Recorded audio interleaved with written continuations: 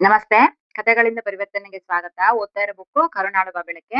ಬರೆದಿರೋದು doctor Gururaj Karjagi sir. ಭಾಗ 4. ಇವತ್ತೊಂದು ಹೊಸ ಚಾಪ್ಟರ್ ನೋಡೋಣ. ಚಾಪ್ಟರ್ ಹೆಸರು ನೆನಪುಗಳ ಅಕೌಂಟು. ನೆನಪುಗಳ ಅಕೌಂಟಿಂದ ನೋಡೋಣ ಏನಿದೆ ಅಂತ. ಇದು ಇತ್ತೀಚೆಗೆ ಆಸ್ಟ್ರಿಯಾ ದೇಶದ ವಿಯೆನ್ನಾದಲ್ಲಿ ನಡೆದ ಘಟನೆ. ನಮಗೆ ಮಾರ್ಗದರ್ಶಿಯಾಗಬಲ್ಲದು ಅಂತ ಹೇಳಿ ಕರ್ಜಗಿ ಸರ್ ಮೊದಲೇ ಲೈನಲ್ಲೇ ಹೇಳಿದ್ದಾರೆ. 90 ವರ್ಷದ ಮುದುಕರೊಬ್ಬರು ಮನೆಯಿಂದ ಹೊರಟರು. ಚೆನ್ನಾಗಿ ಒಪ್ಪವಾಗಿ ಬಟ್ಟೆ ಬರೆ ಹಾಕಿಕೊಂಡಿದ್ದರು. ಮುಖ ಕ್ಷೌರ ಮಾಡಿಕೊಂಡು, ಮುಖಕ್ಕೆ ಪೌಡರ್ ಹಾಕಿಕೊಂಡು, ನೀಟಾಗಿ ತಲೆ ಬಾಚಿಕೊಂಡು ಮನೆಯ ಮುಂದೆ ಕಾಯ್ದು ನಿಂತಿದ್ದರು. ಆಗ ಸಮಯ ಬೆಳಗ್ಗೆ 8 ಗಂಟೆ. ಅವರಿಗೆ ಕಣ್ಣು ಕಾಣಿಸೋದಿಲ್ಲ. ಬಾಲ್ಯದಲ್ಲಿ ಯಾವುದೋ ಆಕ್ಸಿಡೆಂಟ್ ಅಲ್ಲಿ ಅವರ 2 ಕಣ್ಣು ದೃಷ್ಟಿನ ಕಳ್ಕೊಂಡ್ರು ಪಾಪ. 30ನೇ ವಯಸ್ಸಿನಲ್ಲಿ ಮದ್ವೆನೂ ಮಾಡ್ಕೊಂಡ್ರು. ಅವರ ಹೆಂಡತಿ ಒಬ್ಬ ನರ್ಸ್. ಆಕೆ ಅವರನ್ನು ತುಂಬಾ ಚೆನ್ನಾಗಿ ನೋಡ್ಕೊಂಡ್ರು. ಅವರಿಗೆ ಮಕ್ಕಳು ಸಹ ಆಗ್ಲಿಲ್ಲ. ಆದರೆ ಇವರಿಗೆ ಅವರು ಮಗು, ಅವರಿಗೆ ಇವರು ಮಗು, ಇಬ್ಬರು ಮಕ್ಕಳಂತೆ ಸಂತೋಷದಿಂದ ಬದುಕಿದ್ರು. ಈ ಮುದುಕರು ಕಣ್ಣಿಲ್ಲದ ಕೊರತೆಯನ್ನು ಅನುಭವಿಸದಂತೆ ಅವರ ಹೆಂಡತಿ ಅವರ ಕಣ್ಣಾಗಿ ತುಂಬಾ ಚೆನ್ನಾಗಿ ನೋಡ್ಕೊಂಡ್ರು. ಈ ತಾತನ್ಗೆ ಕಣ್ಣಿಲ್ಲ ಅನ್ನೋ ಕೊರಗೆ ಬರ್ಲಿಲ್ವಂತೆ. ಅವ್ರ ಹೆಂಡತಿ ಅಷ್ಟು ಚೆನ್ನಾಗಿ ಅವ್ರ ಕಣ್ಣಾಗಿನೇ ಅವ್ರ ಹೆಂಡತಿ ಅಷ್ಟು ಚಂದ ನೋಡ್ಕೊಂಡ್ರಂತೆ. ಆದರೆ ಕಳೆದ ತಿಂಗಳು 80 ವರ್ಷದ ಅವರ ಹೆಂಡತಿಗೆ ಹೃದಯಾಘಾತದಿಂದ ಅವರು ನಿಧನರಾದರು. ಅವ್ರಿಗೆ 80 ವರ್ಷ ಆಗಿತ್ತು ಅಜ್ಜಿಗೆ. ಅವರು ಸತ್ತೋದ್ರು. ಮುದುಕರಿಗೆ ಬೇರೆ ಆಸರೆ ಇಲ್ಲದೆ ಒಂದು ವೃದ್ಧಾಶ್ರಮ ಸೇರೋಣ ಅಂತ ಹೇಳಿ ಡಿಸೈಡ್ ಮಾಡ್ತಾರೆ. ಅವರಿಗೆ ಅಲ್ಲಿ ಅವಕಾಶ ಸಹ ಸಿಗುತ್ತೆ. ಅಲ್ಲಿಗೆ ಹೊರಡಲು ಸಜ್ಜಾಗಿ ನಿಂತಿದ್ದಾರೆ. ಫುಲ್ ರೆಡಿಯಾಗಿ ಮನೆ ಬಾಗ್ಲ ಹತ್ರ ಕಾಯ್ತಾ ನಿಂತಿದ್ದಾರೆ. ವೃದ್ಧಾಶ್ರಮದ ಕಾರ್ಯಕರ್ತರು ಇವರನ್ನು ಕರೆದೊಯ್ದರು.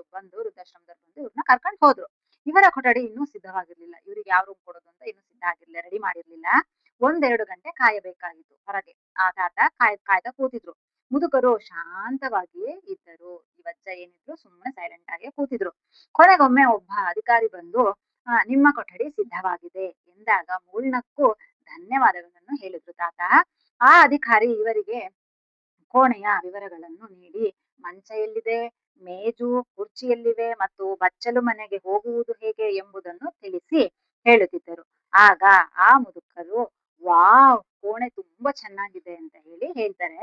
ಆ ಅಧಿಕಾರಿ, ಸ್ವಾಮಿ, ನೀವು ಇನ್ನು ಕೋಣೆಯ ಒಳಗೆ ಹೋಗಿಲ್ಲ, ಯಾವುದನ್ನು ಮುಟ್ಟಿ ಸಹ ನೋಡಿಲ್ಲ. ಆಮೇಲೆ ಹೇಳುವಿರಂತೆ ಎಷ್ಟ್ ಚೆನ್ನಾಗಿದೆ ಅಂತೇಳಿ. ರೂಮಿಗೆ ಹೋಗಿ ಅದನ್ನೆಲ್ಲ ಮುಟ್ ನೋಡಿ ಆಮೇಲೆ ಹೇಳಂತೆ ಬನ್ನಿ ಅಂತ ಹೇಳ್ತಾರೆ. ಆಗ ಮತ್ತೆ ಅವರು ಮೆಲುವಾಗಿ ನಕ್ಕು ಹೇಳಿದ್ರು. ಆ ತಾತ ಮತ್ತೆ ನಿಧಾನಕ್ಕೆ ನಕ್ಕು ಹೇಳಿದ್ರು, ನೋಡುವುದೇನು ಬೇಕಾಗಿಲ್ಲ. ಅಲ್ಲಿರುವ ವಸ್ತುಗಳನ್ನು ಹೇಗೆ ಹೊಂದಿಸಿದ್ದಾರೆ ಎನ್ನುವುದು ನನಗೆ ಮುಖ್ಯವಲ್ಲ. ನಾನು ನನ್ನ ಮನಸ್ಸನ್ನು ಮೊದಲೇ ಹೊಂದಿಸಿಕೊಂಡು ಬಿಟ್ಟಿದ್ದೇನೆ.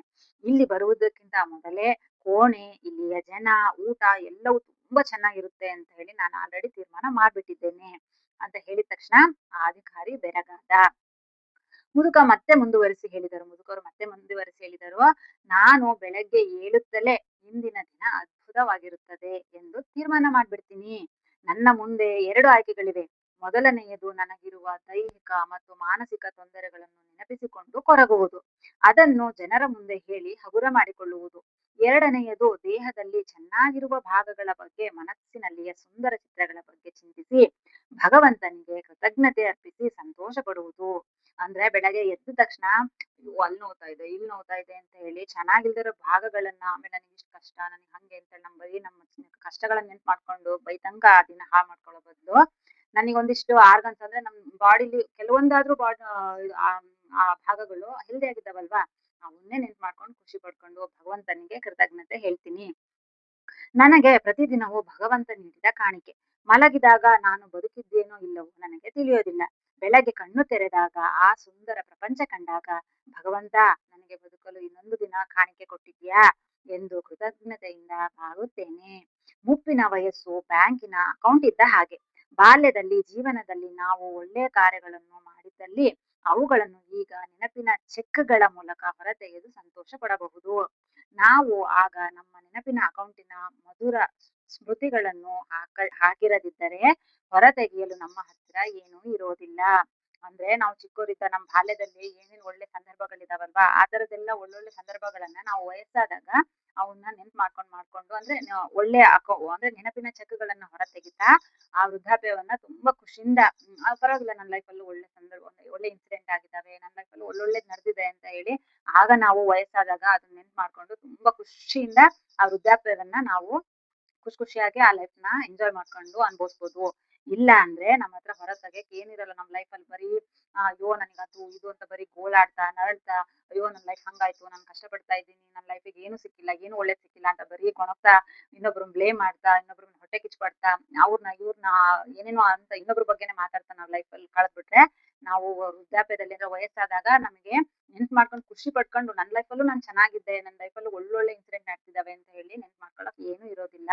ಆಗ ಬರೀ ನಾವು ನರಳ್ತಾ ಆ ವೃದ್ಧಾಪ್ಯವನ್ನ ಕಳಿಬೇಕಾಗತ್ತೆ ಅಂತ ಹೇಳ್ತಾರೆ.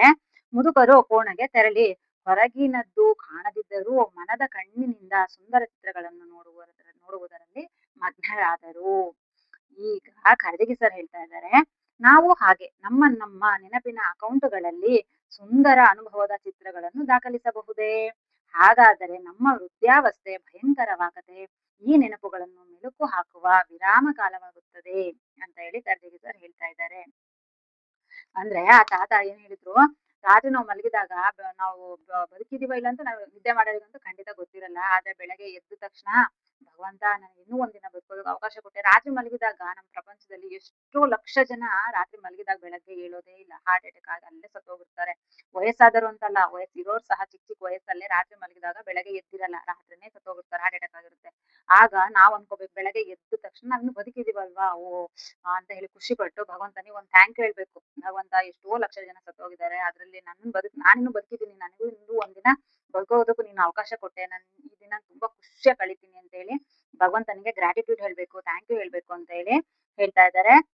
ನಾನು ಅಷ್ಟೇ ಪ್ರತಿದಿನ ರಾತ್ರಿ ಮಲ್ಕೊಂತೀನಿ, ಆಮೇಲೆ ಬೆಳಗ್ಗೆ ಎದ್ದಾಗ ಪ್ರತಿದಿನ ನಾನು ಅದೇ ತರ ಮಾಡ್ತೀನಿ. ಭಗವಂತ ನನಗೆ ಇನ್ನೂ ಒಂದಿನ ಬದುಕೋದಕ್ಕೆ ಅವಕಾಶ ಕೊಟ್ಟಿದ್ಯಾ, ಈ ದಿನ ನಾನು ತುಂಬಾ ಖುಷಿಯಾಗಿ ಆರೋಗ್ಯವಾಗಿ ಸಂತೋಷವಾಗಿ ಎಲ್ಲ ಕೆಲಸಗಳನ್ನು ಚೆನ್ನಾಗಿ ಮಾಡ್ಕೊಂಡು ಎಲ್ಲರಿಗೂ ಖುಷಿ ಕೊಡ್ತಾ ನಾನು ಖುಷಿಯಾಗಿರ್ತೀನಿ.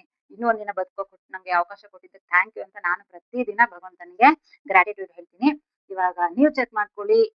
ಅಂದ್ರೆ ನಮಗೆ ಸಿಕ್ಕಿರೋ ಒಳ್ಳೇದಕ್ಕೆಲ್ಲ ಅದು ಮತ್ತೆ ಬೆಳಗ್ಗೆ ಎದ್ದ ತಕ್ಷಣ ನಾವು ಭಗವಂತನಿಗೆ ನನ್ ಬದುಕೋದಕ್ಕೆ ಇನ್ನೂ ಒಂದಿನ ಅವಕಾಶ ಕೊಟ್ಟಿದ್ದಕ್ಕೆ ಭಗವಂತನಿಗೆ ಗ್ರಾಟಿಟ್ಯೂಡ್ ಹೇಳ್ತಾ ಇದ್ದೀರಾ ಇಲ್ವಾ?